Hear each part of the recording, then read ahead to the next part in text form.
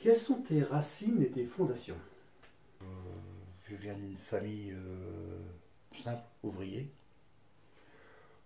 Ma mère travaillait pas, mon père était ajusteur en, en usine. Donc, c'était tout à fait. Bon, à l'époque, c'était un métier tout à fait honorable, hein. Maintenant, ça l'est beaucoup moins, mais à l'époque, c'était un métier honorable. Donc, ouais, je viens d'une famille de 4 enfants euh, qui a pas, qui a galéré quand même, hein. Mon père a galéré pas mal. Euh, Ils ont fait tout ce qu'ils pouvaient pour qu'on soit bien. Ils ont fait ce qu'ils ont pu. Et puis,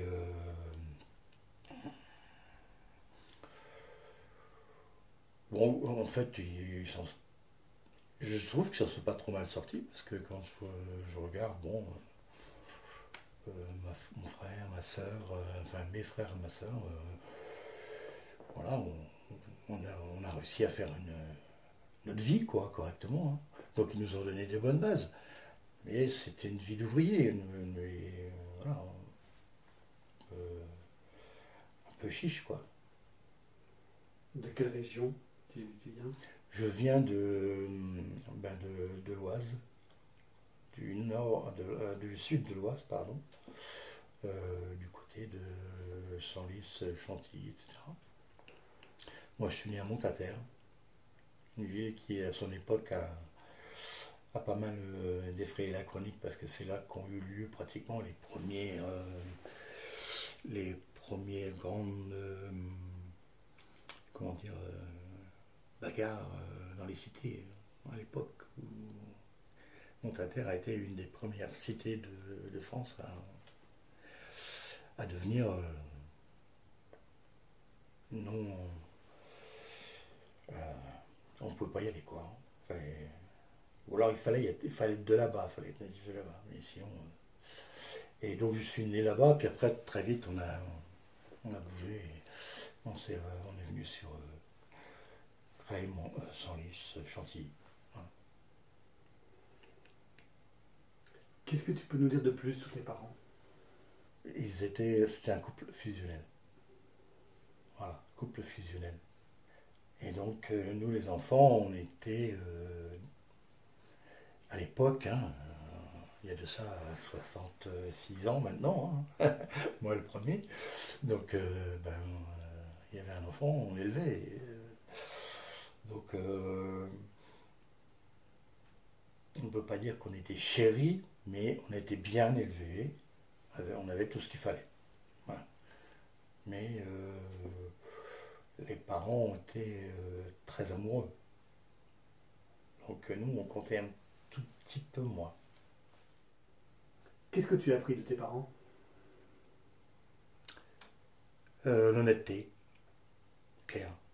Ça, c'était la première des choses. Le respect, la politesse, tout ce qu'on nous a inculqué à l'époque et que maintenant on a du mal à retrouver un peu partout. Ouais, euh, le respect des autres, c'est-à-dire celui qui nous ont inculqué par rapport aux autres, mais aussi le respect que j'ai eu vis-à-vis d'eux, même si je n'ai pas eu toute l'attention que j'aurais voulu, mais le respect que j'avais d'eux, parce qu'ils ont quand même fait. Il y a eu des époques où je sais que mes parents n'ont pas mangé pour que nous puissions manger, nous, les 4 enfants. Ça, je le sais. Je ne sais pas si mes frères et sœurs le savent, mais moi, je le sais. Et donc ça, c'était un truc important. Quel enfant tu étais, toi?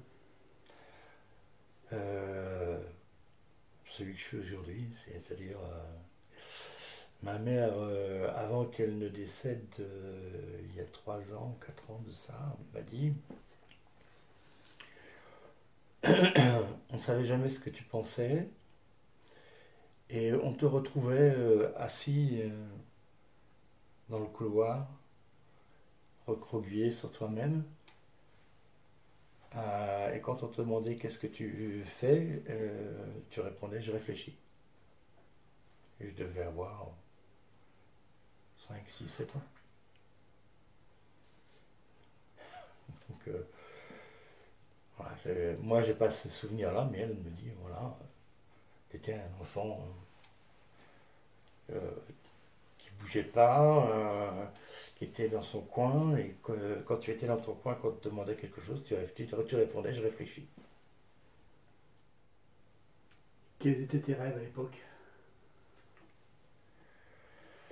Je suis pas un grand rêveur. J'ai beaucoup d'imagination, mais je suis pas un grand rêveur. C'est paradoxal, hein, mais c'est euh, mes rêves. Non, j'aurais peut-être. Non, non, mais des rêves, je peux pas dire que j'en ai eu. Non. Des grands rêves, enfin, je veux dire, des choses où on pourrait se dire, je rêve d'être, je sais pas, un ministre ou de ce rêve-là. Non, j'en ai pas eu. Durant ta scolarité, quel élève tu étais? Studieux. Ouais, trop studieux peut-être même. Alors, je dirais dans la deuxième partie de scolarité, studieux. Dans la première partie, j'étais plutôt, bon, j'étais plutôt à côté de la plaque. Ouais, peut-être un peu trop, je sais pas, mais au lycée, c'était pas génial. J'essaie de me souvenir un peu. Euh, J'étais pas un perturbateur, j'étais pas on change pas. J'étais comme ça petit, je n'ai pas changé ma personnalité, mais après, dans les études secondaires, j'étais plutôt très studieux, parce que je voulais à tout prix mes diplômes. Tu nous as parlé de tes deux frères et de ta sœur. Quels étaient et quels sont encore les rapports avec eux? Difficile. Difficile. Mon frère cadet, je le vois plus, je ne l'ai pas revu depuis les noces d'or de mes parents, où ça doit faire 20 et quelques années. Ma sœur, je la vois chaque fois que je retourne dans l'Oise. Avant ça, en fait, je dois dire que j'ai presque des meilleurs rapports maintenant que je suis loin. Quand je reviens dans l'Oise, que je reste là une semaine, on est plus l'un avec l'autre qu'on ne l'était avant que je m'en aille. Mais avec Thierry, par exemple, ça va très très bien. Avec mon frère, Thierry, c'est le troisième. C'est avec lui que les rapports sont les meilleurs. Est-ce que tu peux nous préciser l'ordre de la fratrie, avec les écarts d'âge, si tu as? Ma sœur a 3 ans de moins que moi.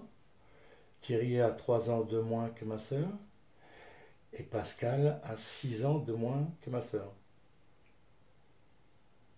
Donc tu es l'aîné. Je suis l'aîné. Et quand vous étiez enfant, comment ça se passait?